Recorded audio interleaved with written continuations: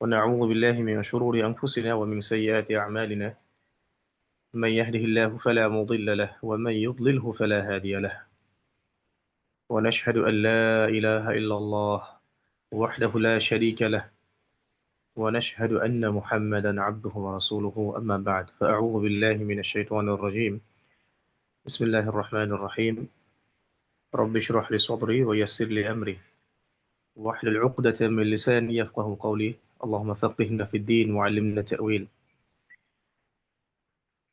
আলহামদুলিল্লাহ, যাবতীয় প্রশংসা আল্লাহ পাকের জন্য। যে আল্লাহ পাক আজকে আমাদেরকে মাহে রমাদানের প্রথম সওম রাখার তৌফিক দান করেছেন। আলহামদুলিল্লাহ, আমরা বিগত প্রায় 2 মাস থেকে এই কাঙ্ক্ষিত রমাদান মাসের জন্য দোয়া করে আসছিলাম। আজকে আল্লাহ পাক আমাদেরকে সেই রমাদান মাসে পৌঁছে দিয়েছেন, আমাদেরকে সুস্থ রেখেছেন, হায়াত দারাজ করেছেন, আমাদেরকে সাহরি করিয়েছেন, আমাদের ইফতারের ব্যবস্থা করেছেন। আসলে আল্লাহ পাকের যে অগণিত নিয়ামা, এগুলোর কৃতজ্ঞতা স্বীকার করার বা এগুলোর ঋণ শোধ করার মতো ক্ষমতা আমাদেরকে আসলে হয়তো দেয়া হয় নাই। আল্লাহ পাক ইরশাদ করেছেন, ওয়া ইন তাউদ্দু নি'মাতাল্লাহি লা তুহসুহা, তোমরা যদি আল্লাহ পাকের নিয়ামত গুলোকে গণনা করতে থাকো, কশিন কালেও এগুলো গুণে শেষ করতে পারবে না। আল্লাহ পাক আরো বলেছিলেন, ইন শাকারতুম লা আযীদান্নাকুম, লা ইন শাকারতুম লা আযীদান্নাকুম, তোমরা যদি আল্লাহ পাকের কৃতজ্ঞ হও, শুকরিয়া আদায় করো, আমি তোমাদের প্রতি আমার নিয়ামতকে বাড়াই দিব। ওয়ালা ইন কাফারতুম ইন আযাবি লাশাদীদ, আর যদি তোমরা আমার অকৃতজ্ঞ হও, কুফরি করো, তাহলে জেনে রেখো যে আমার আযাব বড়ই কঠিন। তো হৃদয় থেকে শুকরিয়া আদায় করি সবাই আমরা। আলহামদুলিল্লাহ, আলহামদুলিল্লাহ, সুম্মা আলহামদুলিল্লাহ, আল্লাহুম্মা লাকাল হামদ হামদান কাসীরান তাইয়িবান মুবারাকান ফীহ কামা ইয়ানবাগী লিজালালি ওয়াজহিক ওয়া আযীমি সুলতানিক মিলআ আস-সামাওয়াত ওয়া মিলআ আল-আরদ ওয়া মিলআ মা বাইনাহুমা ওয়া মিলআ মা শি'ত মিন শাইইন বা'দ। আজকে আমরা লক্ষ্য করছিলাম যে আমাদের তহা নুরাইন ফাউন্ডেশনের ব্যবস্থাপনায় গাজাবাসীর জন্য যে বিগত সময়গুলোতে কিছু ত্রাণ, অনুদান, খাবার পানি পাঠানো হয়েছিল বা হচ্ছে এখন আলহামদুলিল্লাহ।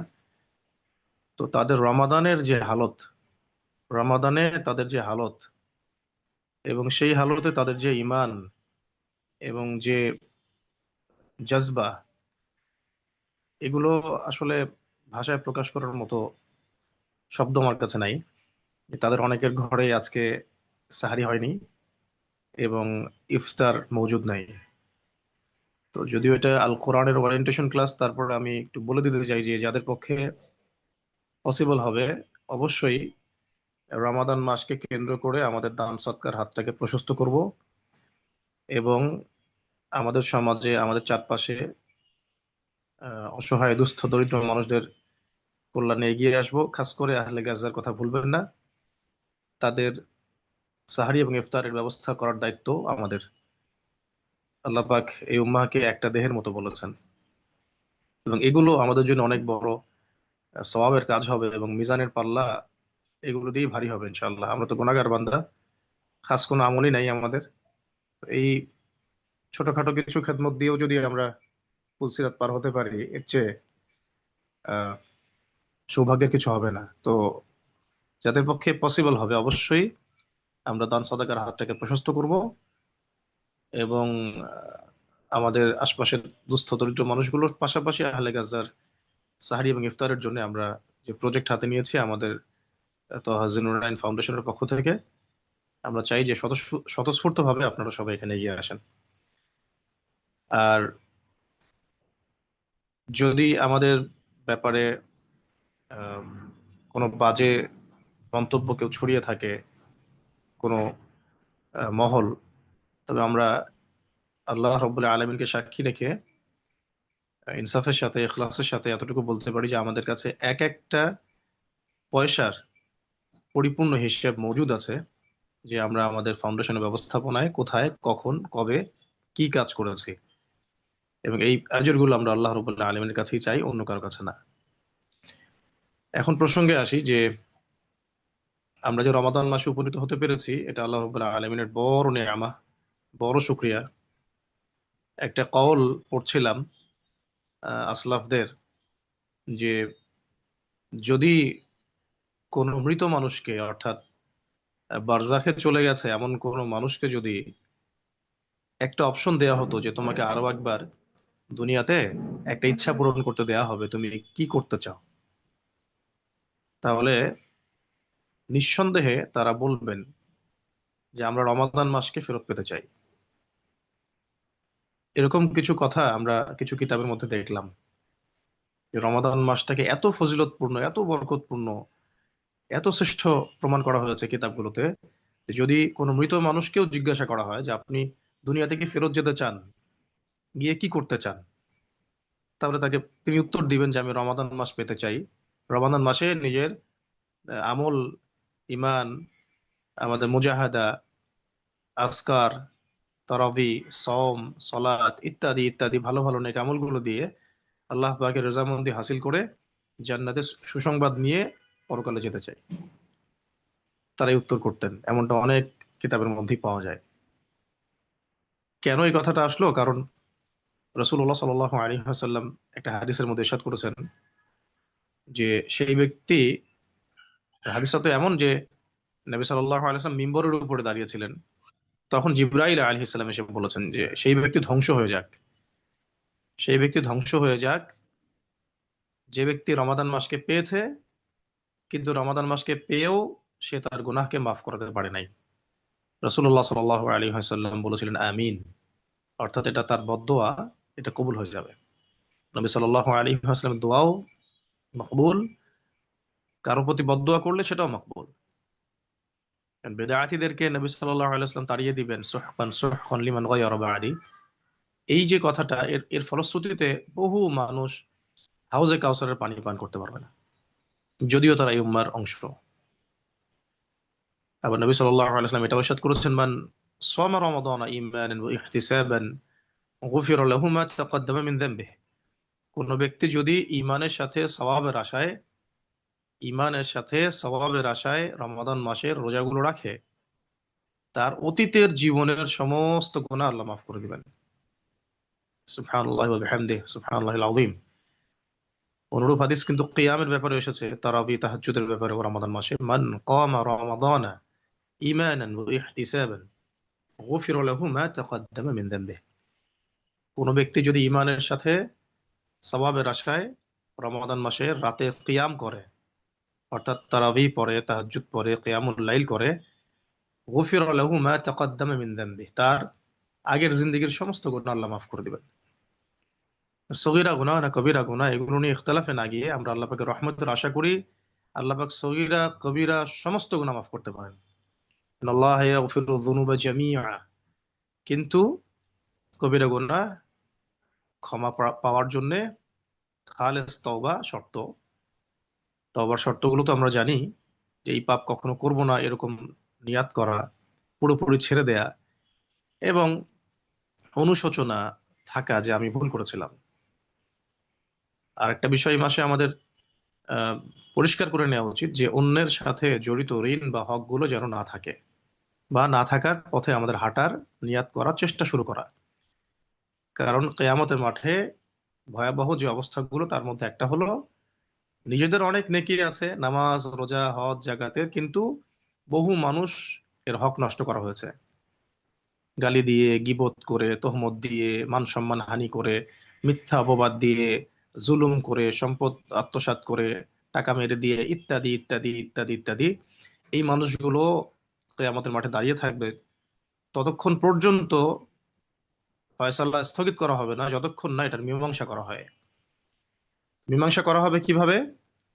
যারা পাওনাদার তাদেরকে নেকি দেয়া হবে ওই ব্যক্তির আমলনামা থেকে, যে ব্যক্তির আমলনামায় নামাজ, রোজা, হজ, জাকাত, অনেক ভালো ভালো কাজের নেকি আছে, কিন্তু অন্যের হক নষ্ট করেছে। তো এই হকগুলোকে শোধ করা হবে নেকি দিয়ে। এভাবে যদি নেকি শেষ হয়ে যায়, অতঃপর ওই ব্যক্তি যারা যারা ভিকটিম, তাদের আহ গুনাহ এই ব্যক্তির আমল নামে চাপিয়ে দেওয়া হবে যে ব্যক্তির উপরে ইলজাম আসছে। তো আল্লাহ পাক আমাদেরকে যেন খালেস তওবা নসিব করেন এবং অন্যের সাথে জড়িত হক থেকেও হেফাজত করেন। আর তো ঋণের ব্যাপারটা এটাও ভয়াবহ বিষয়। আল্লাহ পাক আমাদের সবাইকে ঋণ মুক্ত এবং গুনাহ মুক্ত জীবনযাপন করার তৌফিক দান করেন। শহীদের আত্মাও ঝুলে থাকে যদি তার ঋণ পরিশোধ না করা হয়। নবী সাল্লাল্লাহু আলাইহি ওয়াসাল্লাম অনেক ব্যক্তি জানাজা পড়তে চান নাই যারা ঋণগ্রস্ত ছিলেন। আজকে তো আমরা সমিতির নামে, এনজিওর নামে, ব্যাংকের নামে কোটি কোটি কোটি কোটি মিলিয়ন বিলিয়ন টাকা ডলার এগুলো ঋণ নিয়ে দিব্যি নাকে তেল দিয়ে ঘুমাচ্ছি। আল্লাহ পাক আমাদের রমাদানকে বোঝার তৌফিক দান করেন। তো আমি এতটুকু বলতে চাচ্ছিলাম যে রমাদান মাসকে যেহেতু পেয়েছি আলহামদুলিল্লাহ, এই মাসে যদি আমরা আমাদের ইবাদত, আমল, তাজকিয়া, আমাদের তিলাওয়াত, সালাত, তারাবি, তাহাজ্জুদ, দোয়া, মুনাজাত, রোনাজারি, ইস্তিগফার, হ্যাঁ, আমাদের সাদাকা, আমাদের জাকাত, আমাদের ইতিকাফ, উমরাহ ইত্যাদির মধ্য দিয়ে আহ আল্লাহ পাকের রেজামন্দি হাসিল না করতে পারি, গুনাহ মাফ না করাতে পারি, তাহলে আমাদের চেয়ে হতভাগা আর কেউ থাকবে না। তো এই রমাদান মাসে আমরা কোন কোন কাজগুলোকে সবচেয়ে গুরুত্বের সাথে করলে পরে এই মাকাম হাসিল করতে পারবো বলে আমরা আশা রাখতে পারি, সেই কাজগুলো আমি আগে 1 মিনিটে, মানে 1 মিনিটে 2 মিনিটে শুধু পয়েন্ট আকারে বলে দিচ্ছি, আপনারা একটু নোট করে নেন। এরপরে আমি আসতেছি আপনাদের আহ, যে কোরআন শিক্ষার আজকের ক্লাসের যে ওরিয়েন্টেশনের ব্যাপারটা, কি পড়বেন, কিভাবে পড়বেন, ক্লাস কখন হবে ইত্যাদি, এবং কোন কিতাব থেকে পড়বেন, এবং ক্লাসের পড়া দেওয়ার সিস্টেম কেমন হবে, পরীক্ষা কেমন হবে ইত্যাদি নিয়ে আমি পরে কথা বলছি। তো এইগুলো আমাদের উস্তাদগণ আপনাদেরকে ভালো করে বুঝিয়ে দিতে পারবেন ইনশাআল্লাহ।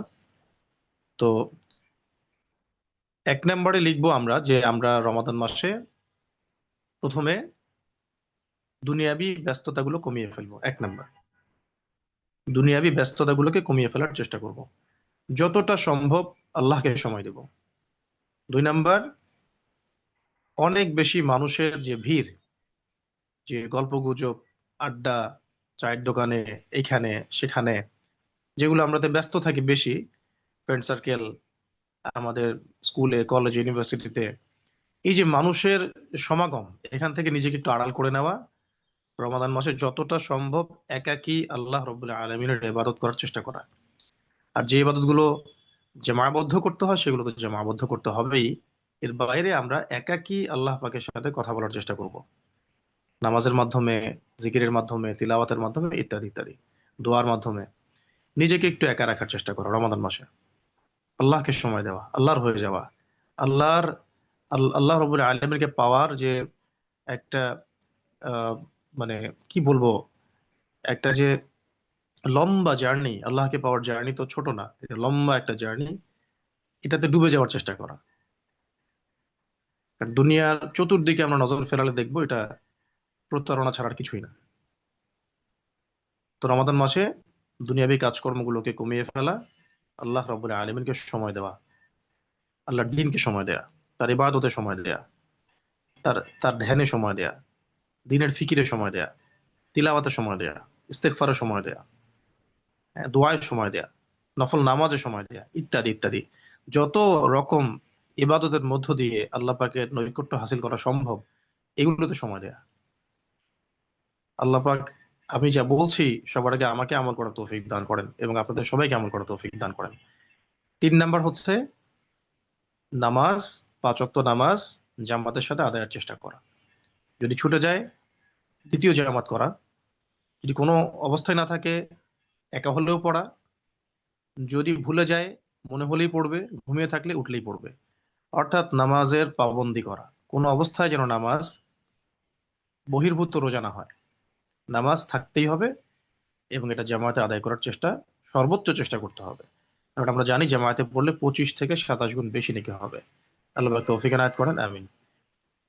4 নাম্বার হচ্ছে ফরজ নামাজগুলোর সাথে দৈনন্দিন সুন্নাহ গুলো আদায় করা, অন্তত 12 রাকাত। ফজরের পূর্বে 2, যে যে নামাজ সম্পর্কে বলা হয়েছে দুনিয়া এবং দুনিয়ার মাঝখানে যা কিছু আছে এগুলো যদি এক পাল্লায় রাখা হয় আর এক পাল্লায় ফজরের আগের 2 রাকাত সুন্নাহ রাখা হয়, তাহলে সেটাই বেশি ভারী হবে। তো এই সুন্নাহর ব্যাপারে একটু বেশি আগ্রহী থাকা এবং গুরুত্বের সাথে এটা আদায় করার চেষ্টা করা। এরপরে জোহরের আগে 4, জোহরের পরে 2, কেউ 4ও পড়ে, 2 পড়লেও হয়ে যাবে। এরপরে হলো মাগরিবের পরে 2, এশার পরে 2, এই যে 12 রাকাত সুন্নাহ, এটা প্রতিদিন আদায়ের চেষ্টা করা। এতে করে হাদিসের ভাষ্য অনুযায়ী ওই ব্যক্তির জন্য জান্নাতে একটা করে ঘর নির্মাণ করা হবে। সুবহানাল্লাহ। 5 নম্বর হচ্ছে দৈনন্দিন কিছু নফল নামাজ আদায় করা, যে নামাজগুলো আমরা সাধারণত আহ সারা বছর একটু অলসতা প্রদর্শন করি বা নিয়মিত হয়ে ওঠে না, এগুলো একটু আদায় করার চেষ্টা করা। যেমন ওয়াশরুম থেকে এসেছি, অজু করে আসলাম, 2 রাকাত নামাজ পড়ে ফেললাম, তাহিয়াতুল ওযুর নামাজ হয়ে গেল। মসজিদে প্রবেশ করেছি, 2 রাকাত নামাজ পড়ে বসলাম, তাহিয়াতুল মসজিদের নামাজ হয়ে গেল। কোনো পেরেশানি, কোনো কিছু চাওয়া, কোনো হাজত, কোনো মাকসাদ দেখা দিয়েছে, অজু করলাম, 2 রাকাত নামাজ পড়লাম, দোয়া করলাম, আল্লাহ পাকের কাছে চাইলাম, ব্যাস এটা হয়ে গেল সলাতুল হাজত। তারপরে ফজর নামাজ পড়েছি, বসে থাকলাম কিছুক্ষণ, জিকির আজগার করলাম, করার পরে সূর্য উঠে গেল, আমরা ইশরাকের নামাজটা পড়লাম, পড়ে বাসায় ফিরলাম, একটা কবুল হজ, কবুল ওমরার নেকি হবে ইনশাআল্লাহ।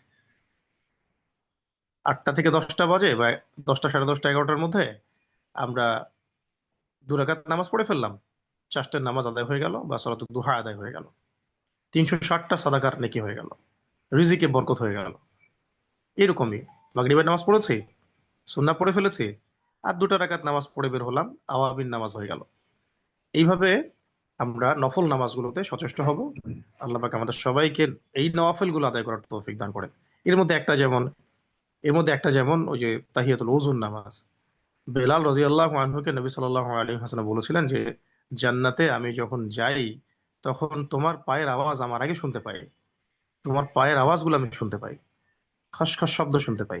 হে বেলাল, তুমি এমন কোন আমল করো যার ফলশ্রুতিতে তোমাকে এরকম মাকাম দেওয়া হয়েছে? তো বেলাল রাদিয়াল্লাহু আনহু বলেছিলেন যে, আমি তো ইয়া রাসূলুল্লাহ এমন কোন আহামরি আমল করি না, আপনি যা শিখিয়েছেন এগুলোই আমল করি। কিন্তু আমি যখন অজু ভেঙে যায় তখন অজু করি এবং সেই অজু দিয়ে 2 রাকাত নামাজ পড়ি। নবী সাল্লাল্লাহু আলাইহি ওয়াসাল্লাম বলেছেন যে, হয়তো এই কারণেই তোমাকে এই মাকাম দেওয়া হয়েছে। চিন্তা করেন, যাকে মরুভূমির মধ্যে এইভাবে পিটানো হতো, তাকে মূল্যায়ন করা হতো না, তুচ্ছ তাচ্ছিল্য করা হতো, মানুষ তাকে মূল্যও দিত না, সমাজের মানুষ তাকে থোড়া বহুত কেয়ার করতো না, দাস মনে করতো, সেই মানুষকে আল্লাহ রাব্বুল আলামিন আমলের কারণে, তাকওয়ার কারণে, আল্লাহর মহাব্বতের কারণে কত বড় মাকাম দিয়েছেন। এই আমলগুলো আমরা রমাদান মাসে ধরে নেওয়ার চেষ্টা করি, কারণ সারা বছর হয়তো বা এগুলো হয়ে ওঠে না। আমি নিজের কথাই বলছি, সারা বছর হয়ে ওঠে না, অলসতা হয়ে যায়, জেনেও হয়তো আমল হয়ে যায় না। রমাদান মাসটাকে কাজে লাগিয়ে এই আমলগুলোতে সচেষ্ট হলে সারা বছর এই প্র্যাকটিসটা থাকবে ইনশাআল্লাহ। আল্লাহ পাক আমাদেরকে তৌফিক দান করেন। এরপরে আমি মনে হয় 5টা বলেছি, 4টা বলেছি, 4টা বা 5টা। তো আপনারা নোট করুন, আমি আসলে লিখিত বলছি না, আমি মেমোরাইজ করেই বলছি। আমি আসলে লিখিত বক্তব্য দিতে পারি না কখন। এরপরে 6 নম্বর বা 5 নম্বর পয়েন্টে লিখে নেন, এটা হলো যে আহ, তারাবির নামাজটাকে জামাতে পড়া, তারাবির নামাজটাকে জামাতে পড়া। এটা নিয়ে অনেকে অনেক ইখতিলাফ করেন, ইখতিলাফগুলোতে যাবেন না। আপনার আপনার কাছে যেটা সঠিক বলে মনে হয় সেটাই করেন, অন্তত নামাজটাকে সুন্দর করে, লম্বা করে, ধীর স্থির ভাবে পড়তে চেষ্টা করেন। ঠিক আছে? আহ, যিনি 8 রাকাত পড়েন, 10 রাকাত পড়েন, 11 রাকাত পড়েন, তাকে তার আমলে ছেড়ে দেন, এখানে ঝগড়া করার কোনো প্রয়োজন নাই। আবার যিনি 20 রাকাত পড়েন বা আরো বেশি পড়েন, 40 পড়েন, 60 পড়েন, তাকে তার মতো ছেড়ে দেন। নফল আমল, সুন্নত আমল, এটা নিয়ে আমরা ঝগড়াঝাটিতে না যাই, বরং নামাজের কোয়ালিটিটাকে সুন্দর করার চেষ্টা করি। সুন্দর করে দাঁড়িয়ে ধীর স্থির ভাবে তেলাওয়াত করে লম্বা সময় নিয়ে তারাবি পড়াটাই হলো তারাবির হক আদায়। আল্লাহ পাক আমাদেরকে তারাবির হক আদায়ের তৌফিক দান করেন, এবং এই নামাজগুলো চলাকালীন বেশি বেশি দোয়া করা উচিত সেজদায়, তাহলে দোয়া কবুল হবে ইনশাআল্লাহ। এর পাশাপাশি 7 নম্বর, রাতের বেলা তাহাজ্জুদে একটু সময় দেয়া। আমরা সাহারিতে যদি একটু আগে উঠি, যেমন আজকে আমরা উঠেছি 4টায়, তো 4টায় ওঠার পরেও দেখা যায় 1 ঘন্টা সময় পাওয়া গেছে মোটামুটি। তো 1 ঘন্টা সময় তো খেতে লাগবে না। আর আমরা তো সাহারিতে এত ভোজন রসিক ভাবে খাবো না যে আমাদের সারাদিন আবার এই খাবারের মানে ডাইজেস্ট হতেই আমাদের অবস্থা খারাপ হয়ে যায়। আমরা লিমিটেড খাবো, পরিমিত খাবো, পুষ্টিকর খাবার খাবো, ভালো খাবার খাবো, এবং হালকা করে খাবো। খুব ভারী করে পেট ফুলিয়ে খাবো না, সাহারিতেও খাবো না, ইফতারও খাবো না। ঠিক আছে, সাহারি ইফতার কোনোটাতেই আমরা একদম পেট ফুলিয়ে ফেপে ফেপে খাবো না। পেটের 3 ভাগের 1 ভাগ খাবো বা একটু বেশি কম খাবো ইত্যাদি। এবং পুষ্টিকর খাবার খাবো, যে খাবারটা আমার শরীরে লাগবে। এমন খাবার খাবো না যেটা আমাকে অসুস্থ করে ফেলবে। এটা আমাদের একটা অন্যতম সমস্যা, যে কথার মাঝখানে চলে আসলো বলে দিলাম। তো এই যে সাহারিতে তো 1 ঘন্টা খেতে লাগবে না, নিশ্চয়ই আধা ঘন্টার মধ্যে খাওয়ার প্রসেস শেষ হয়ে যাবে। বাকি আধা ঘন্টার সময় আমরা তাহাজ্জুদ পড়তে পারি, অন্তত 2 রাকাত পড়তে পারি, 4 রাকাত পড়তে পারি, 8 রাকাত পড়তে পারি, যার যতটুকু সামর্থ্য হয় ততটুকু পড়তে পারি। এই সময়টুকুতে আমরা দোয়া করতে পারি। আর এই সময় আল্লাহ রবুল্লাহ আলমিন প্রথম আসমানে নেমে আসেন। কিভাবে নেমে আসেন এটা ব্যাখ্যা করবো না আমরা, এটা নিয়ে ভাববো না, আমরা ঈমান রাখবো। এবং আল্লাহ পাক আহ্বান করতে থাকেন, কে আছো কিছু চাইবে আমার কাছে, কে আছো আমাকে ডাকবে, আমি তার ডাকে সাড়া দিব, কে আছো আমার কাছে ক্ষমা চাইবে, আমি ক্ষমা করে দিব। এইভাবে আল্লাহ রবুল্লাহ আলমিন ফজর পর্যন্ত আহ্বান করতে থাকেন। তাহাজ্জুদের সময় যদি আমরা 2 রাকাত 4 রাকাত নামাজ পড়ে দোয়া দোয়া করতে শুরু করি এবং দোয়ায় একটু বেশি সময় দেই, ইনশাআল্লাহ আমাদের দুনিয়া আখিরাতের যত হাজত মাকসাদ জরুরত প্রয়োজন এগুলো পূরণ হয়ে যাবে ইনশাআল্লাহ। আল্লাহ পাক আমাদের সবার নেক দোয়াগুলো যেন কবুল ও মঞ্জুর করে, আমিন। এর পাশাপাশি আমরা এই রমাদানে যেটা করব, প্রথমে তো সালাতের কথা বললাম, নফল সালাত, সুন্নত সালাত অন্তত 12 রাকাত, এরপরে বলেছি তাহাজ্জুদের কথা, তারাবির কথা। এই 6 নম্বর 7 নম্বর পয়েন্টে এসে বলছি যে প্রত্যেকটা আমলকে সুন্নাহ মাফিক করার চেষ্টা করা। প্রত্যেকটা আমলকে সুন্নাহ মাফিক করার চেষ্টা করা। যেমন সারা বছর অনেক কাজ আমরা করি, কাজগুলো অভ্যাসের মধ্যে থেকে যায়, সুন্নাহর নিয়াতে সুন্নাহর পদ্ধতিতে আমরা করি না। ঘুম, খাওয়া, ওঠা, বসা, চলা ফেরা, বাসা থেকে বের হওয়া, ইস্তেঞ্জা করা ইত্যাদি ইত্যাদি, কাপড় পরা, যত কাজ, ড্রাইভ করা, কথা বলা, বাজারে যাওয়া, বাজার থেকে আসা, এই যে বিষয়গুলো আছে, এগুলোতে প্রতিটা কাজের মধ্যেই কিন্তু সুন্নাহ পদ্ধতি আছে। যে সুন্নাহ পদ্ধতিগুলো সারা বছর অনেক সময় শিথিলতা হয়, অলসতা হয়, রমাদান মাসে যেন আমরা এটার উপরে পাবন্ধ হয়ে যাই। যেমন ঘুমাবই তো, তো ঘুম তো একটা আমার নিজের জন্য একটা কাজ। তো এই কাজটা করার আগে যদি বিছানাটা সুন্দর করে ঝেড়ে নেই, বিসমিল্লাহ বলে লাইটসটা অফ করি, তারপরে অজু করে পারলে অজু করে আসি, তারপর ডান কাত হয়ে শুইলাম, আল্লাহুম্মা বিইসমিকা আমুতু ওয়া আহইয়া দোয়াটা পড়লেন, সূরা ফালাক নাস ইখলাস পড়লেন, মাসাহ করলেন, সূরা কাফিরুন পড়লেন, সূরা বাকারার শেষের 2টা আয়াত পড়লেন, আয়াতুল কুরসি পড়ে ঘুমিয়ে গেলেন, বা সূরা মুলকটা পড়তে পড়তে ঘুমিয়ে গেলেন, বা সুবহানাল্লাহ আলহামদুলিল্লাহ আল্লাহু আকবার এর 33 33 34 পড়তে পড়তে আপনি বা পড়া শেষ করে ঘুমিয়ে গেলেন। এই যে কাজটা হয়ে গেল, তো ঘুমের কাজটা ইবাদত হয়ে গেল। যতক্ষণ ঘুমিয়ে থাকবেন বা থাকবো আমরা নেকি পাবো ইনশাআল্লাহ। এভাবে ইস্তেঞ্জা করার সুন্নাহ আছে, ঘর থেকে বের হওয়ার ঢোকার সুন্নাহ আছে, মসজিদে ঢোকা বের হওয়ার সুন্নাহ আছে, বাজারে যাওয়ার সুন্নাহ আছে, কাপড় পরার সুন্নাহ আছে, এমনকি স্বামী স্ত্রী মিলনেরও সুন্নাহ আছে। তো প্রত্যেকটা কাজেরই সুন্নাহ পদ্ধতি আছে। এই পদ্ধতিগুলো প্র্যাকটিস করার সবচেয়ে মোক্ষম সময় হলো রমাদান। আল্লাহ পাক আমাদেরকে এই কাজগুলো করার তৌফিক দান করেন, আমিন। এরপরে যে পয়েন্টটা বলতে চাই সেটা হলো যে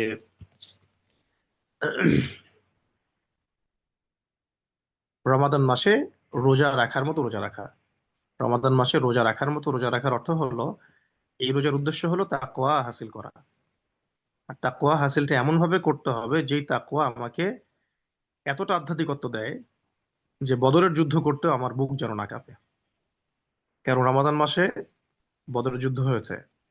দ্বিতীয় হিজরিতেই রমাদান সম ফরজ করা হয়, দ্বিতীয় হিজরিতেই আবার বদরের যুদ্ধ হয়, তখন কেবলাও পরিবর্তন করে দেওয়া হয়। তো তাহলে কুতিবা আলাইকুমুস সিয়াম কামা কুতিবা আলাল লাযিনা মিন ক্বাবলিকুম লাআল্লাকুম তাত্তাকুন, এই যে তাকওয়া হাসিল করতে বলা হচ্ছে, এমন তাকওয়া আমাদেরকে হাসিল করতে হবে যে তাকওয়া আমাদেরকে আল্লাহর রাস্তায় জান কুরবান করার স্পৃহা জন্ম দেয় এবং এর উপরে আমাদের জীবনের পুরো মেহনতটা যেন জারি থাকে। এইভাবে আল্লাহ পাক আমাদেরকে যেন গড়ে তোলেন। এটি হলো রোজার উদ্দেশ্য। ঠিক আছে। আর এটা কোন তাকওয়া, যে তাকওয়া আমাকে, এই যে এখন আমরা বসে পানি খাচ্ছি না, আমরা খাবার খাচ্ছি না, স্ত্রীর সহবাস করছি না, কারণ আল্লাহ এগুলো হারাম করেছেন রোজা রাখা অবস্থায়। হালাল জিনিস ছেড়ে দিয়েছি আল্লাহ পাকের ভয়ে। আমি গোপনে করছি না, কারণ আল্লাহ রবুল আলমিন আমাকে দেখবেন, আমাকে শুনছেন, আমাকে অবজার্ভ করছেন। এই যে চেতনাটা, এই চেতনাই তো তাকওয়া। এবং এই কাজটা, এই চেতনাটা যেন সারা বছর প্রত্যেকটা ডিপার্টমেন্টেই এমন মানে মনস্তাত্ত্বিক অবস্থা থাকে, এটাই মূলত রোজার উদ্দেশ্য। আর যে আল্লাহ পাকের ভয়ে আমি হালাল ছেড়ে দিলাম, সে আল্লাহ পাকের ভয়ে আমি যেন আমার সমস্ত হারামও ছেড়ে দেই, এটা হলো রোজা রাখার মতো রাখার উদ্দেশ্য। তাই রোজা রেখে যদি আমরা কেউ সুদ খাই, ঘুষ খাই, দুর্নীতি করি, মিথ্যা কথা বলি, গীবত করি, তহমত দেই, অপবাদ দেই, মানুষকে মানে ক্রিটিসাইজ করি, ইত্যাদি ইত্যাদি, যে যত রকম কবিরা গুনাহ আছে, কুফর, শিরিক, নেফাক, বিদআত, হারাম খাওয়া, জিনা, ব্যভিচার, মদপান, যত রকমের, মাপে কম দেয়া, চুরি করা, ডাকাতি করা, ছিনতাই করা, মানুষকে ঠকানো, জুলুম করা, সমস্ত অন্যায়গুলোকে ছেড়ে দিতে হবে। এটা রোজার শিক্ষা। রমাজানের শিক্ষা হলো এই সমস্ত অন্যায়কে ছেড়ে দিতে হবে। যেভাবে আমরা আল্লাহর জন্য, আল্লাহর ভয়ে, আল্লাহর সন্তুষ্টির জন্য আমাদের হালাল পানি, হালাল খাবার সব ছেড়ে দিয়েছি। এটাই হলো তাকওয়ার প্র্যাকটিস। এবং এই প্র্যাকটিসটাই যেন সারা বছর থাকে। এই কারণেই রমাদান বারবার ঘুরে ঘুরে আমাদের কাছে আসে। আল্লাহ পাক আমাদেরকে এই তাকওয়া হাসিলের তৌফিক দান করেন, এমন লেভেলের তাকওয়া যাতে বদরের মাঠে আপনার আমার বুক না কাঁপে। এই বিষয়টাকে মাথা রাখা। এরপরে যে পয়েন্টটা বলতে চাই সেটা হলো 9 নাম্বার, 8 নাম্বার, মনে হয় 8 বা 9 নাম্বার, যে রমাদান মাসে দান সাদাকার হাত প্রশস্ত করা। রমাদান মাসে দান সাদাকার হাতটাকে প্রশস্ত করা। আমাদের আশেপাশে বহু মানুষ আছে যারা ইয়েতিম, মিসকিন, অসহায়, বিধবা, তাদেরকে দান করা, সাদাকা করা, এবং আমাদের জাকাত গুলোকে দিয়ে দেওয়া। রমাদান মাসে আমাদের জাকাত গুলোকে দিয়ে দেওয়া। প্রচুর মানুষের জাকাত জমা হয়ে আছে। এমন অনেক মানুষ আছেন যাদের লাখ লাখ কোটি কোটি টাকা জাকাত আসতে পারে। এই জাকাত গুলো যদি সঠিকভাবে দেওয়া হতো বা রাষ্ট্রীয়ভাবে কালেক্ট করা হতো, তাহলে সমাজের মধ্যে দারিদ্রতার হার একদম কমে যেত। কিন্তু আমরা যেহেতু এগুলো বাস্তবায়ন করতে পারি নাই, এই কারণে আমরা ওই পশ্চিমাদের দ্বারা প্রণীত অর্থ ব্যবস্থার দুষ্ট চক্রে এইভাবে আমাদের আহ মানে সময়ে কালক্ষেপণ করছি এবং আমাদের ভবিষ্যৎকে ধ্বংস করছি। এক কথায়, আল্লাহ পাক আমাদেরকে বেশি বেশি সাদাকা করার তৌফিক দান করেন এবং জাকাত গুলো দিয়ে দেওয়ার তৌফিক দান করেন। আর এখানে আরেকটা পয়েন্ট বলতে চাই, যে সাদাকাতুল ফিতরের একটা ব্যাপার থাকে, সেটা আমরা পরে দিয়ে দিব ইনশাআল্লাহ। এরপরের পয়েন্টটা হচ্ছে রমাদান মাসে অবশ্যই ইতিকাফের চেষ্টা করা এবং লাইলাতুল কদর তালাশ করা। ইতিকাফ না করতে পারলেও লাইলাতুল কদর তালাশ করা যায়। যদি আমরা শেষের দশক 21, 23, 25, 27, 29-কে জাগি এবং পুরো রাতটাকে জাগি ইবাদতের মধ্য দিয়ে, আশা করা যায় আমরা হাজার মাসের চেয়ে শ্রেষ্ঠ একটা মাস পেয়ে যাব।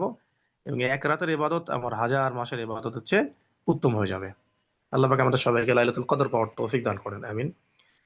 আর একটা পয়েন্ট হচ্ছে যে রমাদান মাসে বাজারে, দুনিয়াবি কাজে, শপিং মলে বা অন্যান্য যে সেক্টরগুলো আমাদেরকে সময় কালক্ষেপণ করে, দুনিয়ার মোহে ব্যস্ত রাখে বা আল্লাহকে ভুলিয়ে দেয়, এছাড়া সামাজিক যোগাযোগ মাধ্যমে, ফেসবুকে, ইউটিউবে, ইত্যাদি ইত্যাদি জায়গায় একেবারেই প্রয়োজন না হলে না যাওয়া। প্রয়োজন না হলে একেবারেই না যাওয়া। ঠিক আছে? কারণ এই জিনিসগুলো পুরো রমাদানের আধ্যাত্মিকত্ব নষ্ট করে ফেলে। খাস করে শেষ দশকে এগুলো তো মোটেই না করা। তাই আমাদের ঈদের শপিং হোক, অন্যান্য বিষয়গুলো হোক, বাজারঘাট ইত্যাদি, এগুলো আগে করে নেওয়ার চেষ্টা করা বা এই দুই একের মধ্যে সেরে ফেলার চেষ্টা করা, যাতে করে পুরো মাসটা আমরা আল্লাহর ইবাদতে কাটাতে পারি। আল্লাহ পাক তৌফিক এনায়েত করেন, আমি।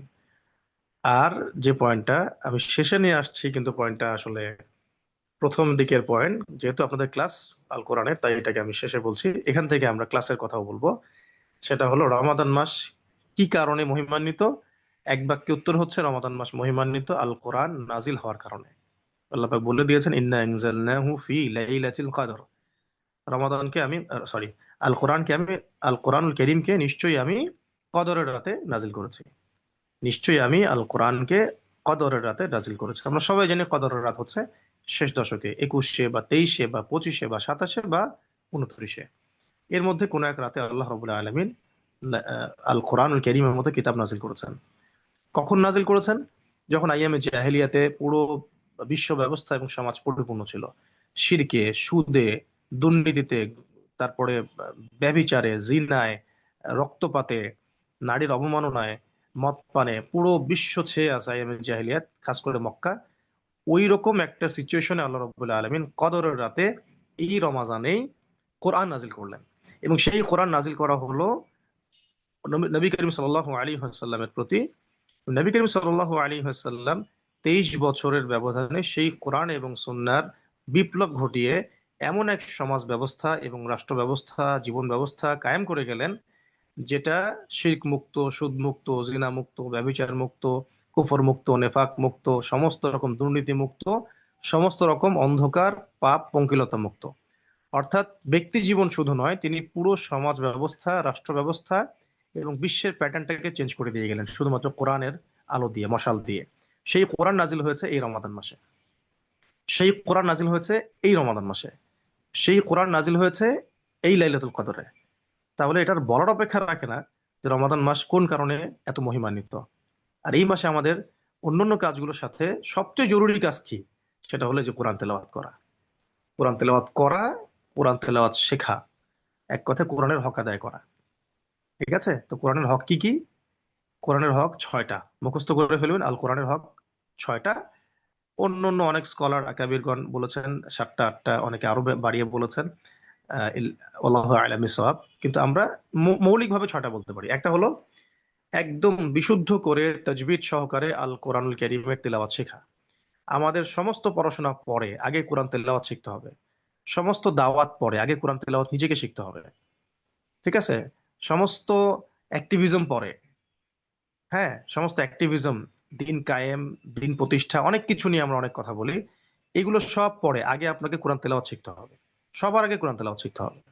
কোরআন তেলাওয়াত না শেখার আগে আপনার দিনের কোনো কাজ নাই। আগে কোরআন তেলাওয়াত শিখতে হবে, এবং কোরআন তেলাওয়াত বাধ্যতামূলক ভাবে শিখতে হবে। নফল মনে করে না, আমার উপর ফরজ, আমার উপরে ওয়াজিব, আমাকে শিখতেই হবে, এরকম মাইন্ডসেট নিয়ে কোরআন তেলাওয়াত শিখতে হবে। বরং রাষ্ট্রের তো উচিত ছিল যে প্রত্যেকটা স্কুলে, কলেজে, ইউনিভার্সিটিতে কোরআন তেলাওয়াতকে বাধ্যতামূলক করে দেওয়া। রাষ্ট্র এখানে ফেল করেছে যে কোরআন তেলাওয়াতটুকু মানুষকে শেখাতে পারে নাই। কোরআন তেলাওয়াতটুকু মুসলিমদেরকে শেখাতে ব্যর্থ হয়েছে এই শিক্ষা সিস্টেম, এই রাষ্ট্র ব্যবস্থা। এটা বর্তমান সময়কার সমস্যা না, স্বাধীনতার পর থেকে এরকম কোনো উদ্যোগ নেওয়া হয় নাই। অথচ এর আগের আসলাফদের জামানায়, সাহাবিদের জামানায়, তাবেঈদের জামানায়, তাবেঈদের জামানায় একটা ঘর খুঁজে পাওয়া যেত না, একটা ঘর না, যে ঘরের মধ্যে কোনো না কোনো হাফেজ নাই, কোনো না কোনো আলেম নাই, কোনো না কোনো কারি নাই, কোনো না কোনো মুহাদ্দিস নাই, কোনো না কোনো মুফাসসির নাই। এই ছিল আমাদের স্বর্ণযুগ। আর এখন এই মেহনতগুলো না করে যদি আমরা শুধু আবেগে ভেসে যাই যে দিন কায়েম করে ফেলবো আমরা একদম পুরো বাংলার জমিনে, এটা আপনি জেগে জেগে স্বপ্ন দেখছেন, জাস্ট জেগে জেগে দিবার স্বপ্ন দেখছেন। তো রমাদান মাসটা এসেছে এই কারণে যাতে আমরা কোরআনের হক আদায় করি। রোজা রাখার পাশাপাশি, নামাজের পাশাপাশি বেশি বেশি দোয়া হবে, বেশি বেশি জিকির হবে, বেশি বেশি ইস্তেগফার হবে, তাসবিহ তাহলিল হবে, এবং কোরআন তেলাওয়াত হবে। বেশি থেকে বেশি কোরআন তেলাওয়াত হতে হবে। অন্তত পক্ষে দিনে এক পারা করে, অন্তত পক্ষে দিনে এক পারা করে। তাহলে 30 দিনে একটা তো খতম হবে। যারা কোরআনের আরবি বুঝি, আরবি সহ একটু পড়ে দেখতে হবে, তাফসির পড়তে হবে, তর্জমা দেখতে হবে। এখন যারা আমরা এই ক্লাসে জয়েন করেছি, আলিফ বা তাসা চিনি না, আমরা এখন দুর্ভাগ্যের মধ্যেই আছি এখন পর্যন্ত। এই কোর্সটা শেষ করলে আমরা সৌভাগ্যবান হব যে আমরা কোরআন তেলাওয়াত করা শিখেছি অন্তত পক্ষে। এখন পর্যন্ত আমরা যারা আলিফ বা তাসা এগুলোর মাখরাজ চিনি না, অক্ষর চিনি না, আমরা যারা এগুলো বানান করে পড়তে পারি না, বা থরলি রিডিং টুকু পড়তে পারি না আল কোরআনের, আমরা দুর্ভাগা, আমরা হতভাগা। আমাদের মুখের হাসি উড়ে যাওয়া উচিত, আমাদের চোখে পানি থাকা উচিত, আমাদের আফসোসের সীমা ছাড়িয়ে যাওয়া উচিত যে আমরা এখনো শিখতে পারি নাই। এবং এটা সারা দেশের প্রচার করা উচিত, যেখানে শেখানো হচ্ছে আপনারা আসেন শিখেন। সারা দুনিয়ায় প্রচার করা উচিত বাংলা ভাষাভাষীদের মধ্যে, যেখানে শেখানো হচ্ছে আপনারা আসেন। স্কুলে, কলেজ, ইউনিভার্সিটিতে 15 বছর, 20 বছর, 30 বছর পড়াশোনা করা হয়েছে অনেকেরই, 30টা সূরা বলতে পারে না, 30টা হাদিস বলতে পারে না, 20টা সূরা মুখস্থ বলতে পারে না, 20টা আয়াত বলতে পারে না, 20টা আয়াত পড়তেও পারে না অনেকেই, 20টা সূরার অর্থ বলতে পারে না, 20টা হাদিসের অর্থ বলতে পারে না। এইরকম মানুষের সংখ্যা একজন দুইজন নয়, বাংলাদেশে এ ধরনের মানুষের সংখ্যা লাখ লাখ কোটি কোটি পর্যায়ের হতে পারে, আল্লাহ ভালো জানেন। এই রেভলিউশন বাদ দিয়ে বৃহত্তর পরিসরে ইসলামিক বিপ্লব সম্ভব না। ইসলামিক বিপ্লবের জন্য প্রয়োজন ইসলামের জ্ঞানতাত্ত্বিক বিপ্লব, প্রত্যেক মহলে দাওয়া, প্রত্যেক ডিপার্টমেন্টে দাওয়া, জ্ঞানতাত্ত্বিক বিপ্লব, এবং আধ্যাত্মিকতায় পরিপূর্ণ একটা জেনারেশন, ইমান, আমল, আখলাক, তাজকিয়া পরিপূর্ণ একটা জেনারেশন, এবং পরিপূর্ণ ইসলামের সামগ্রিক দাওয়া, সর্বমহলে দাওয়া। কোরআনের আলো ঘরে ঘরে জ্বালো, যে কথাটা বলা হয়। আরে ভাই ভাই, কোরআনের আলো তো ঘরে ঘরে তখনই জ্বলবে যখন প্রত্যেক ঘরে প্রত্যেক ব্যক্তি কোরআন তেলাওয়াতটুকু করতে পারবে, বা একজন করে হাফেজ থাকবে। এখন প্রত্যেক ঘরে একজন করে ডক্টর বানানোর স্বপ্ন, আমাদের ইঞ্জিনিয়ার বানানোর স্বপ্ন। প্রত্যেক ঘরে ঘরে একটা করে পলিটিশিয়ান থাকবে, একটা করে নেতা থাকবে, একটা করে বিজ্ঞানী থাকবে। কোরআনওয়ালা থাকার কোনো প্রয়োজন নাই জাতির, ভাবখানা এমন আর কি। কোরআন শিখবে শুধু হুজুররা, মসজিদে, মাদ্রাসায়, মক্তবে, ব্যাস এইটুকু। যেন আমাদের কোনো জিম্মেদারি নাই স্কুলে, কলেজ, ইউনিভার্সিটিতে, অফিসে, আদালতে, কোনো জায়গায় না। কিন্তু রাষ্ট্রের শপথ নেওয়া হয় কোরআনের বাক্য পাঠ করে, কোরআনের কালিমা মন্ত্রণালয়ের পিছনে লিখে রাখা হয়, কোরআনের নামে শপথ করে আল্লাহর বিরুদ্ধে আইন পাশ করা হয়। মানে আমরা কোরআনের সাথে মশকরা করছি আসলে, আমরা কোরআনের সাথে মশকরা করছি বাংলাদেশে। তো কোরআন শিখতে হলে আমাদের সবাইকে এরকম যে জলসাগুলো, কোরআনের মজলিসগুলো, আপনার বাসার পাশে হোক, মসজিদে হোক, মক্তবে হোক, আপনার ওস্তাদের কাছে গিয়ে পড়ে থেকে হোক, অনলাইনে হোক, অফলাইনে হোক, যে কোনো ভাবে হোক, নিজের জিম্মেদারিতে শিখতে হবে আমাকে এখন। কারণ রাষ্ট্র আমাকে এভাবে ব্যবস্থাপনা করে শিখাচ্ছে না, সমাজ শিখাচ্ছে না, অনেক ক্ষেত্রে পরিবারও সাহায্য করছেন না। কিন্তু কবরও তো আমাকে একাই যেতে হবে ভাই বা বোন, কবরও তো আপনাকে আমাকে একাই যেতে হবে। দুনিয়া তো আপনারাও কম দেখেন নাই, আমরাও কম দেখি নাই, কেউ কারো না এখানে। আর পরকালে কে কার থাকবে এটা কখনোই সম্ভব না। কেউ কাউকে চিনবেও না, পরিচয় দিতে চাইবে না, শুধুমাত্র ইমানের পরিচয় ছাড়া, দিনের পরিচয় ছাড়া। দিনী ভাই, শায়েখ, আলেম, পীর, মাশায়েখ, উস্তাজ, দিনের কমিউনিটি, এগুলো বাদ দিয়ে সবাই সবার শত্রু হয়ে যাবে আর কি। তো আমি একটু হয়তো বেশি বলে ফেলছি। আহ, আমার মূল কথাটা হচ্ছে যে রমাদান মাস বিখ্যাত, মহিমান্বিত কোরআন নাজিলের কারণে। তো এই কোরআন যদি রমজান মাসে আমরা না পড়ি, না বুঝি, বা যারা পড়তে পারি না তারা যদি না শিখি, তাহলে সারা বছর আর কখন শিখবেন? কখন শিখবেন ভাই, প্রিয় বোন? রমাদান মাসে তাই কোরআন শেখার জন্য পরিপূর্ণ সময় বের করেন, আংশিক সময় না। আমি বলবো না যে আপনি 1 ঘন্টা সময় দেন, 1.5 ঘন্টা সময় দেন, 2 ঘন্টা সময় দেন, না। ক্লাস করবেন 1.5 ঘন্টা 2 ঘন্টা, 1 ঘন্টা 1.5 ঘন্টা 2 ঘন্টা ক্লাস করবেন। এরপরেও আপনি ক্লাসের পরে নিজে আরো 1 ঘন্টা সময় দিবেন, তারাবির পরে আরো 1 ঘন্টা সময় দিবেন, মস্ক শেষ করবেন, তারপরে ঘুমাতে যাবেন। এভাবে এই যে শুরু হবে, 1 মাসে কি কোরআন শিখিয়ে দেওয়া সম্ভব? আসলে 1 মাসে কোরআনের পরিপূর্ণ বিষয়গুলো শিখিয়ে দেওয়া সম্ভব না। কিন্তু আমরা মানুষের সবর সম্পর্কে জানি। এই 1 মাসে আমরা প্রাথমিক ধারণাগুলো দেওয়ার চেষ্টা করব। এরপরে ঈদের পরে আপনাদেরকে নিয়ে আমরা আবার ক্লাস করাবো। আপনাদের যদি সামর্থ্য হয় তাহলে মাসিক হাদিয়া দিয়েন, যদি সামর্থ্য না হয় তাও দিয়েন না, তাও সমস্যা নাই। কিন্তু আপনাদেরকে শিখতে হবে, এই ডেডিকেশন নেবেন যে আমাকে শিখতে হবে। আমরা এই 500 জন স্টুডেন্ট জয়েন করেছি, আমাদের মধ্যে 400 জনের মার্শাল্লাহ পারফেক্ট হয়েছে, 100 জন হয় নাই। ওই 100 জন ভাই বোন ঈদের পরে প্রয়োজন আবার ক্লাস করবেন। এইভাবে ডিটারমিনেশন নিয়ে আমাদের ক্লাসে বসবেন। এটা জাস্ট হেলায় খেলায় বসে সময় টাইম পাস করার মতো কোনো অ্যারেঞ্জমেন্ট না, যে আমি জাস্ট গেলাম, টাইম পাস করলাম, পড়া দিল, পড়লাম বা পড়লাম না, পড়া দিলাম বা দিলাম না। এরকম মাইন্ডসেট নিয়ে আল্লাহর রাস্তায় আমাদের ক্লাসে বসবেন না। শিখতে হবে, শিখতে হবেই, শিখতে হবে, এরকম একটা মাইন্ডসেট নিয়ে বসতে হবে। লজ্জা ছেড়ে দিবেন। ওস্তাদরা যখন মস্ক ধরবেন, একদম লজ্জা শরম বাদ দিয়ে আপনি আপনার পড়া দিবেন। এরপরে মস্ক ক্লাস হয়, এক্সট্রা ক্লাস, সেই এক্সট্রা ক্লাসগুলো জয়েন করবেন। মেয়েদের জন্য আলাদা ক্লাস হয়, সেগুলো জয়েন করবেন। আপনাদের গোসল, আপনাদের ইন্টারনাল কমিউনিকেশনের জন্য আমাদের গ্রুপ আছে, সেগুলোতে আপনারা কমিউনিকেট করবেন, কার কি প্রবলেম হচ্ছে সেখানে লিখবেন। উস্তাদগণ 24/7 আছেন এখানে অ্যান্সার দেওয়ার জন্য, রিপ্লাই করার জন্য। ধৈর্য ধরবেন, অস্থির হবেন না। অনেক স্টুডেন্ট সবর করবেন, সাহসী হবেন এবং লেগে থাকবেন, ধারাবাহিকতা বজায় রাখবেন। ক্লাস যদি মিসও হয়ে যায়, রেকর্ড কপি দেওয়া হবে, রেকর্ড কপি দেখে আবারও ক্লাসে জয়েন করবেন। রেকর্ডটা কপিটা দেখে নিজে নিজে প্র্যাকটিস করে পরের ক্লাসে আবার জয়েন করবেন। আপনাদের মধ্যে কমিউনিটি গ্রো করে নেন, নিজেরাই এখানে আপনারা একে অপরের সাথে মাশওয়ারা করবেন। আপনাদের মধ্যে যিনি ভালো বুঝবেন, অন্যকে বুঝাবেন। এইভাবে একটা পরিবারের মতো হয়ে যান। যে আমাদের আজকে একটা ওরিয়েন্টেশন হয়েছে, আমরা 1 মাস পরে একে অপরকে চিনবো না, এমন এমন যেন না হয়। আপনারা আমাদের তহাজ নুরাইন পরিবারের অন্তর্ভুক্ত হয়ে যান, শিক্ষা পরিবারের অন্তর্ভুক্ত হয়ে যান। আপনাদের মধ্যে যারা ভালো করবেন তাদেরকে আমরা অবশ্যই পুরস্কৃত করবো ইনশাল্লাহ। এবং আমাদের অন্যান্য কাজগুলোতে আমরা আপনাদেরকে শরীক রাখবো আশা করি, যদি আপনারা যোগাযোগ রাখেন। এভাবে প্রত্যেক ব্যাচের স্টুডেন্টদেরকে নিয়ে আমরা স্টুডেন্ট সেমিনার করবো ইনশাল্লাহ। এটা তো শুধু মাত্র কোরআন তেলাওয়াত দিয়ে হবে জ্ঞানতাত্ত্বিক রেভলিউশনের শুরু।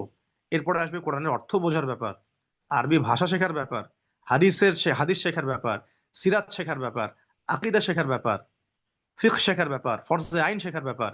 ইসলামের ইতিহাস শেখার ব্যাপার। এই সব কিছু শিখতে হবে, তারপরে না আমাদের দ্বারা দাওয়া হবে, সংগঠন হবে, আমরা জিহাদের কথা বলি সে জিহাদ হবে, তারপরে হবে। অযোগ্য মানুষদেরকে দিয়ে দিনের কোনো খেদমত হবে না। আর যোগ্যতার মানদণ্ড অনলাইন, ফেসবুক, ইউটিউব নয়, যেখানে একটু বড় বড় লেখা লিখলেই মানুষ মনে করে যে সে অনেক বড় পণ্ডিত। বাস্তবতা এমন না। বাস্তবতা হচ্ছে যে ওলামায়ে কেরামদের সামনে কারা নিজেদেরকে আহ, মানে যোগ্য প্রমাণ করতে পারছে, এটা হলো মূল কথা।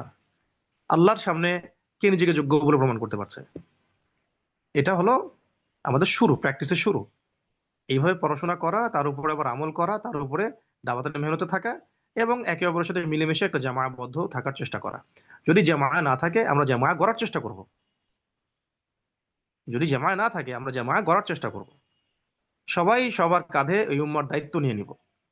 এই উম্মার দায়িত্ব আমরা 2-4 জন 10 জন ব্যক্তির হাতে ছেড়ে দিব না, তারাই দায়িত্বশীল আমরা দায়িত্বশীল নই। না, মোটেই ব্যাপারটা এমন নয়। বরং সারা বিশ্বব্যাপী ইসলামিক যে বিপ্লবটা হবে, তার কেবল ময়দান রেডি হচ্ছে, এখন পর্যন্ত বীজও হয়তো বপন করা হয়নি আমাদের অঞ্চলে। আস্তে আস্তে এই দাওয়াতের মেহনত বাড়াতে হবে, আমাদের ইলমি মেহনত বাড়াতে হবে, আমাদেরকে ঐক্যবদ্ধ থাকতে হবে, এবং এই দিনের ফিকিরে সবসময় আমাদেরকে ব্যস্ত থাকতে হবে। এবং এর ফলাফল আসবে, আজ হোক আর কাল হোক, আস্তে আস্তে ফলাফল আসবে। এখানে আমরা আপনাদেরকে সহযোদ্ধা হিসেবে চাই, সহপাঠী হিসেবে চাই, এবং আমাদের আদবের আদবে পরিপূর্ণ স্টুডেন্ট হিসেবে চাই। কেউ কোনো টিচারের সাথে কোনো বেয়াদবি করবেন না, খবরদার। কোনো টিচারের সাথে কোনো স্টুডেন্ট যেন ভুলেও বেয়াদবি করবেন না। কোনো বেয়াদবিমূলক মেসেজ, টেক্সট, ইত্যাদি ইত্যাদি এর আগে আমরা কিছু ব্যাচে দেখেছি, দেখা মাত্রই আমরা ব্যান করে দিব। কারণ আমরা জানি আদব ছাড়া ইলম সম্ভব না। সবর, আদব, ইতাআত এগুলো ছাড়া ইলম সম্ভব না। আমরা আমাদের উস্তাদদের কাছে একটা প্রশ্ন করতে গেলে 10 বার চিন্তা করি, এটা বলা ঠিক হবে কিনা, উস্তাদের মেজাজ ঠিক আছে কিনা, উনি এখন কোন মাইন্ডসেটে আছেন, উনি কি ব্যস্ত, ওনার শরীর কি ভালো আছে, সবকিছু চিন্তা করে একটা প্রশ্ন করতাম আমি। করবো কিনা আগে জিজ্ঞাসা করতাম, উস্তাদ প্রশ্ন কি একটা করব। আমাদের জেনারেল সাবজেক্টে আমরা যারা পড়াশোনা করেছি, আমাদের মধ্যে কেন জানি এই আদবগুলো থাকে না। স্কুলে কলেজে হই হুল্লার পরিবেশে থেকে থেকে থেকে আমাদের মধ্যে একটা বেয়াদবির মানসিকতা অলরেডি ইম্পোস্ট হয়ে থাকে। ওই মাইন্ডসেট নিয়ে আমরা আবার কোরআনের ক্লাসে আসি, দার্সে বসি, তালিমে বসি। না ভাই, এগুলো করা যাবে না। এটা মুনাওয়ার জায়গা, পবিত্রতার জায়গা, এবং এইটা হচ্ছে আদবের জায়গা, এটা আদবের মজলিস।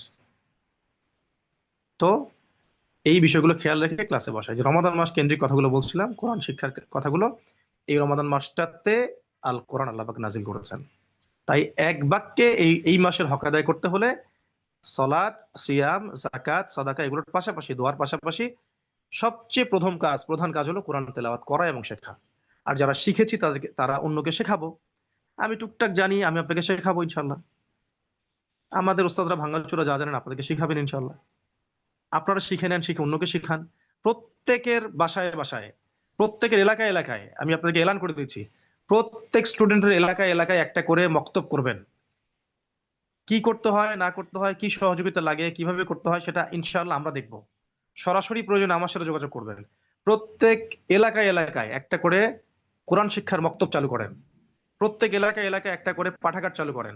প্রত্যেক এলাকায় এলাকায় একটা করে মাদ্রাসা প্রতিষ্ঠা করেন, একটা করে ইসলামিক স্কুল প্রতিষ্ঠা করেন। জ্ঞানের বিপ্লব ঘটায় দেন একদম। আপনি কোরআন শিখেছেন, বাসায় কোরআন শিখান, তালিমে শিখান। আগে ভালো করে নিজে শিখেন আগে, না হলে সারা জীবন ভুল শিখিয়ে যাবেন। তখন ভুল এইভাবে মাল্টিপল হতে থাকবে। একবার সবর করে সুন্দর করে সময় নিয়ে, এজাজত নিয়ে, তাজবিদের উপরে ওস্তাদদের কাছে সোহবতের থেকে শিখে নেন। এরপরে আপনি বহু কিছু করতে পারবেন ইনশাআল্লাহ। আল্লাহ পাক আমাদের সবাইকে করার তৌফিক দান করেন, আমিন। এরপরে যেটা বলছিলাম, যে এই আয়াতটাও খেয়াল করেন, আল্লাহ রাব্বুল আলামিন বলেছেন যে শাহরু রমাদান আল্লাযী উনজিলা ফীহিল কুরআন হুদাল লিন-নাস ওয়া বায়্যিনাতিন মিনাল হুদা ওয়াল ফুরকান। এটাও সূরা বাকারাতে আছে যে রমাদান সেই মাস যেই মাসে কোরআন নাজিল করা হয়েছে হেদায়েত স্বরূপ এবং প্রমাণ স্বরূপ, বায়্যিনাত এবং ফুরকান, সত্য মিথ্যার পার্থক্যকারী। দেখেন, আমাদের কিন্তু একটু খারাপও লাগে না, লজ্জাও লাগে না যে আমাদের সমাজে কোরআনকে সত্য মিথ্যার পার্থক্য মানা হচ্ছে না। আমাদের সমাজে কোরআনকে হেদায়েতের মানদণ্ড মানা হচ্ছে না, বায়্যিনাত সুস্পষ্ট প্রমাণ মানা হচ্ছে না। মানা হচ্ছে মানুষের মস্তিষ্ক বশত বিষয়গুলোকে। এগুলো যদি কোরআনের সাথে কন্ট্রাডিক্টরি হয়, কওম উম্মাহ সেটা গ্রহণ করছে, কোরআন গ্রহণ করছে না, তাহলে আমরা তো এমনিতেই কোরআনকে অবমাননা করছি। যখন কোনো নাস্তিক, মোরতাদ বা অন্য সেকুলার কেউ রামবাম প্রগতিশীলরা যদি কোরআনকে অবমাননা করে, আমাদের তো রক্ত জ্বলে যায়। আমরা বিদ্রোহ করি, মিটিং করি, মিছিল করি, ইত্যাদি অনেক কিছু করি, বাট আমি যে নিজে কোরআন মানছি না, কোরআনকে মানদণ্ড মানছি না, কোরআনে কোরআনের হকাদাই করছি না, ইভেন তিলাওয়াতও শিখছি না, তাহলে আমার কি করা উচিত? এটা কি কখনো ভাবি? তো এটাকে যে বললাম হকাদায়ের কথাগুলো, তিলাওয়াত শেখা তো প্রথম হক। দ্বিতীয় হকটা ছিল অর্থ বোঝা। আমি কি কোরআনের অর্থ বুঝেছি? 3 নম্বর হক হচ্ছে কোরআনের আদেশ মানা। আমি কি কোরআনের সব আদেশ মানি, মানার চেষ্টা করি? 4 নম্বর কোরআনের নিষেধ ছেড়ে দেওয়া। আমি কি কোরআনের সব নিষেধ ছেড়ে দিয়েছি বা দেওয়ার চেষ্টা করছি? 5 নম্বর হচ্ছে কোরআনের দাওয়াত মানুষকে দেওয়া। তা আমি কি মানুষকে কোরআনের দাওয়াত দিচ্ছি, বা সেই দাওয়াত দেওয়ার যোগ্যতাটুকু কি আমি অর্জন করছি, চেষ্টা করছি কি? নাকি আমি শুধু মানুষের দিকে আঙ্গুল তুলছি, তার এটা ভুল, তার এটা ভুল, সে এটা ঠিক না, তার এটা ঠিক না? ভাই, আপনি নিজে কি করছেন? আপনি নিজে কতটুকু করেছেন? করার কতটুকু চেষ্টা পর্যন্ত করেছেন? আপনার দ্বারা কয়জন মানুষ আল্লাহর পথে এসেছে? ভাবতে হবে তো এগুলো। নিজের আত্মসমালোচনার দরকার আছে তো। আর সর্বশেষ কথা ছিল যে কোরআনের আইন বাস্তবায়ন, এটা তো বহু বড় কথা। যদি আমরা বেসিক বিষয়গুলো ঠিক না করি, এটা কি রাতারাতি হবে? কখনোই না। এবং সেটা বাস্তবায়নের জন্য সিরাতের পথে হাঁটতে হবে। তো সিরাতের ক্লাসই বা কয়জন করেছে? সিরাতের ক্লাস, সিরাতুন নবী সাল্লাল্লাহু আলাইহি ওয়াসাল্লাম, এটাই বা কয়জন শিখেছি আমরা? পড়েছি কয়জন? কতগুলো সিরাতের কিতাবের নাম আমরা বলতে পারবো? 5টা? মনে হয় না। স্কুলে, কলেজ, ইউনিভার্সিটিতে কি 5টা বই পড়ানো হয়েছে? হয় নাই। তো সিরাতের কি আমাদের একটা বইও পড়া হয়েছে? সিরাতের বই না পড়লে আমি সিরাতের আদলে কিভাবে দিন কায়েমের বিষয়গুলো জানবো? তো ওভারঅল ভাই, অনেক কথা হয়ে গেল। মূল কথা হচ্ছে, আজকে ওরিয়েন্টেশনে আমি এত কথা বলতে চাই নাই, তা আল্লাহ পাক বলিয়ে দিয়েছেন, বলে ফেললাম যে কোরআনের হক আদায় করতে হবে। কোরআনের হক আদায় করতে হবে, আল কোরআনের হক আদায় করতে হবে, এটাই হলো রমাদান মাসের মৌলিক শিক্ষা। ব্যাস এই প্রতি হরফে 10 টাকাই পাবো। আটকে গেলে আরো বেশি নাকি হয়। ঠিক আছে, রমাদান মাসে 70 গুণ বেশি, আল্লাহ চাইলে আরো বেশি, আরো বেশি, আরো বেশি। রমাদান মাসে খতম দিব। হাফেজ কোরআন হলে আল্লাহ পাক মাথায় মুকুট পড়াবেন তার পিতা মাতাকে। কোরআন পক্ষে সাক্ষী দিবে, বিপক্ষে সাক্ষী দিবে। কত হাদিস আমাদের সামনে মজুদ আছে কোরআন শিক্ষা সংক্রান্ত। সবগুলো বলতে গেলে মাগরিব হয়ে যাবে। তো এই যে বিপুল ফজিলত কখন অর্জন করতে পারবো? যখন আমি গিয়ে কোরআন তেলাওয়াত শিখবো। তারপরে কোরআন যদি বিশুদ্ধ করে তেলাওয়াত করে না শিখি, আমি তো নামাজের বিষয়গুলো ঠিক মতো বলতে পারবো না। নামাজে আল্লাহু আকবার উচ্চারণ ঠিক হবে না। সুবহানাকা আল্লাহুম্মা ওয়া বিহামদিকা ওয়া তাবারাকা ইসমুকা ওয়া তাআলা জাদ্দুকা ওয়া লা ইলাহা গায়রুকা, এই উচ্চারণটুকু ঠিক হবে না। অর্থ বিকৃত হয়ে যাবে। ঠিক আছে? সুবহান রাব্বিয়াল আ'লা ঠিক মতো বলতে পারবো না। সুবহান রাব্বিয়াল আযীম ঠিক মতো বলতে পারবো না। তখন অর্থ চেঞ্জ হয়ে যাবে। তো কোরআন শেখার সাথে তো নামাজ শেখাও সম্পৃক্ত। তাশাহুদ, দরুদ, দোয়া, মাসুরা, অন্যান্য দোয়াগুলো, এগুলো কিভাবে আমি বিশুদ্ধভাবে করতে পারবো যদি কোরআন না শিখি? তো পুরো জাতিটাকে কোরআন থেকে অনেক দূরে অন্ধকারে রাখা হয়েছে। আমরা চাই রমাদান মাসের ওসিলা করে, এই এই ধরনের কোর্সগুলোর ওসিলা করে আস্তে আস্তে মাঠ পর্যায়ে পুরো দেশব্যাপী কোরআন শিক্ষার একটা বিপ্লব ঘটাতে। কোরআনুল কারীমের কোরআনুল কারীমের তর্জমা, শুধু কোরআনুল কারীমের তেলাওয়াত শিখবে এমন না, বরং কোরআনুল কারীমের তর্জমাও শিখবে ইনশাআল্লাহ। এইটা আপনাদের লেভেল 1। এরপরে আরো সময় দিবেন, কোরআন আগে বিশুদ্ধ করে শিখে নিয়ে পুরা কোরআন খতম করবেন একবার। তারপরে গিয়ে কিছু অংশ হিফজ করবেন। হিফজ করার পরে কোরআনের তর্জমার ক্লাসে আসবেন। তাজবিদের ক্লাস শেষ করে, নাজারা শেষ করে, কিছু অংশ হিফজ শেষ করে তর্জমার ক্লাসে আসবেন। ওইটাও আমরা ফাংশন করছি ইনশাল্লাহ। ইনশাল্লাহ ওটাও চালু হবে এই বছর। আমরা রমাদান মাসে এটা চালু করিনি, ইনশাল্লাহ রমাদান বের হলে এটা চালু হবে। তো এগুলো নিয়াত করে ফেলা। আর ক্লাসের টাইম শিডিউল, অন্যান্য যে বিষয়গুলো আছে, এগুলো অ্যাডমিনিস্ট্রেশনে যারা আছেন তারা আপনাদের গ্রুপে গ্রুপে সবাইকে টেক্সট করে দিবেন। যদি ফজরের পরে ক্লাস হয়, আপনারা ফজরের পরে ক্লাস করবেন। জোহরের পরে ক্লাস হলে জোহরের পরে করবেন। যখন টাইম দেওয়া হবে তখন করবেন। মস্কো ক্লাস নিয়মিত অ্যাটেন্ড করবেন। যদি কোনো ক্লাস মিস হয়ে যায়, তাহলে সেটা রেকর্ড কপি দেখে কভার করে নেবেন। আজকে মাশাআল্লাহ এত ভাই বোন এসেছেন, প্রত্যেকটা ক্লাসে যেন এত ভাই বোনই থাকেন। ক্লাসে আমি বয়ান দেই বা অন্য টিচার বয়ান দেয়, বা আমি ক্লাস নেই বা অন্য কেউ ক্লাস নাই, এটা কোনো বিষয় না। বিষয় হচ্ছে যে আপনি উপযুক্ত জ্ঞানটা শিখছেন কিনা, সঠিকভাবে শিখছেন কিনা। আমার আমার নিজের যে তিলাওয়াত, আহ, তিলাওয়াতের যতটুকু দক্ষতা, তার চেয়ে আমাদের টিচারদের দক্ষতা আমি মনে করি আমার চেয়ে 1000 গুণ ভালো। তাই এখানে সেলিব্রিটিজমে যাবেন না, আদনান ভাই ক্লাস নিচ্ছে না কেন, আমি ক্লাস করবো না। আমার চেয়ে আমাদের টিচার অনেক ভালো পড়াতে পারেন, অনেক ভালো মাখরাজ, অনেক ভালো তেলাওয়াত। তো প্রত্যেক টিচারকে সম্মান করবেন, রেসপেক্ট করবেন, তাদের ক্লাস অ্যাটেন্ড করবেন। এইভাবে লেগে থাকেন। টানা 25 দিন, অন্তত টানা 25 থেকে 26টা ক্লাস আপনারা করেন, ইনশাআল্লাহ তাআলা। আজকে যারা আলিফ বা তাসা এগুলো ভালো করে চিনেন না, বোঝার মানে উচ্চারণ করতে পারেন না, ইনশাআল্লাহ আমি বিশ্বাস করি আপনারা অন্তত পক্ষে বানান করে করে সূরা ফাতিহা, সূরা ইখলাস, সূরা ফালাক, সূরা নাস, সূরা নাসর, লাহাব, কাফিরুন এই সূরাগুলো পড়তে পারবেন ইনশাআল্লাহ, আমি আশা করি। এছাড়াও ক্লাসের মধ্যে এগুলো ছাড়াও প্রতিদিন হাদিস পাঠ হবে, মাসাইল পাঠ হবে। কারো কোনো প্রশ্ন থাকলে আমাদের বোনেরা সাধারণত প্রশ্ন লিখে দেন, এই প্রশ্নগুলো ইনবক্সে থাকবে, সেগুলোর অ্যান্সার দেওয়া হবে। ঠিক আছে? এবং যদি আর কারো কোনো বাহ্যিক কোনো বিষয় থাকে জানার এই কোর্সের বাইরে, সেটাও হতে পারে। তো আমরা শেষের দিকে চলে আসছি। কোরআন শিক্ষার কোর্স তো অ্যাটেন্ড করেনি, আমাদের সিরাতেরও একটা কোর্স চলছে, অলরেডি চলছে, সিজন 6। যদি এখনো এখান এখান থেকে কেউ সেখানে জয়েন করতে চান, এখনো জয়েন করতে পারবেন। আমি বলি কোরআন শেখার পাশাপাশি সিরাতটাও শিখেন, সিরাতটা অবশ্যই শিখেন, ম্যান্ডেটরি শিখেন। এবং সবার সাথে শিখলে আপনার পড়াটা অনেক ভালো হবে। জানার জন্য হলো ক্লাসগুলো অ্যাটেন্ড করেন, আল্লাহ পাক সহজ করে দেন ইনশাআল্লাহ। এরপরে আপনাদের জন্য তাদাব্বুরে কোরআনের কোর্স আসবে, হিস্ট্রির কোর্স আসবে, আকিদার কোর্স আসবে, ফরজে আইনের কোর্স আসবে, বাচ্চাদের জন্য আলাদা কোর্স আসবে। আপনারা লেগে থাকেন, প্রত্যেকের এলাকায় এলাকায় কোরআনের মক্তব গড়ে তোলেন, জাস্ট মক্তব গড়ে তোলেন, লাইব্রেরি গড়ে তোলেন। সার্বিক সহযোগিতা ইনশাআল্লাহ আমরা করব। কিভাবে করব আমি জানি না, আমি যে বললাম যে আমরা করব, আমি আসলে জানি না আমি কিভাবে করব, কিন্তু আমার বিশ্বাস আছে যদি সবাই উদ্যোগ নেন, আল্লাহ আসমান থেকে ব্যবস্থা করবেন ইনশাআল্লাহ। আল্লাহ মানুষ বের করে দিবেন, অর্থ বের করে দিবেন, জনবল বের করে দিবেন, জামা করে দিবেন, আল্লাহ পাক নিজে করে দিবেন ইনশাআল্লাহ। উম্মার দায়িত্ব যখন কেউ নিবে না, আল্লাহ রাব্বুল আলামিন তখন দায়িত্বশীল মানুষকে বের করে দিবেন। আল্লাহ রাব্বুল আলামিনের কোনো পরোয়া নাই আমরা তার দিনের কাজ করি বা না করি, কোরআন শিখি বা না শিখি, দিনের প্রচার করি বা না করি, আল্লাহ পাকের কিছু যায় আসেন না। এটা আমাদের জন্য একটাই সুযোগ, যদি আমরা এই সুযোগ হাতছাড়া করি, আমরা মাহরুম হব, গুনাহগার হব, এবং হয়তোবা আল্লাহ না করেন জাহান্নামেও যেতে পারি, আল্লাহ না করেন, নাউযুবিল্লাহি মিন যালিক। তাই আজকের মতো আমি ওরিয়েন্টেশন ক্লাসে যতটুকু কথা বলার আমি আমার মতো করে চেষ্টা করলাম। রমাদানের কিছু হকাদার সংক্রান্ত কথা, পাশাপাশি হলো কোরআন শিক্ষার গুরুত্ব ফজিলত সংক্রান্ত কিছু কথা বলার চেষ্টা করলাম আমার মতো করে, জানি না কতটুকু বোঝাতে পারলাম। বাকি আগামীকাল থেকে আপনাদের ক্লাস শুরু হবে। ক্লাসের বই দেওয়া হয়েছে, আল কোরআন পড়ুন। বই যারা কিনে ফেলেছেন আলহামদুলিল্লাহ, যারা কিনেন নাই আমাদের এখানে নাম্বার টাম্বার সব দেওয়া থাকবে, কোথা থেকে কিনবেন, কিভাবে অর্ডার করবেন। এবং যারা দেশের বাইরে আছেন বা ইত্যাদি ইত্যাদি অন্যান্য জায়গায় কারো কোনো সমস্যা থাকলে পিডিএফ কপি গ্রুপে দিয়ে দেওয়া হবে, সেখান থেকে দেখেও ক্লাস করতে পারবেন।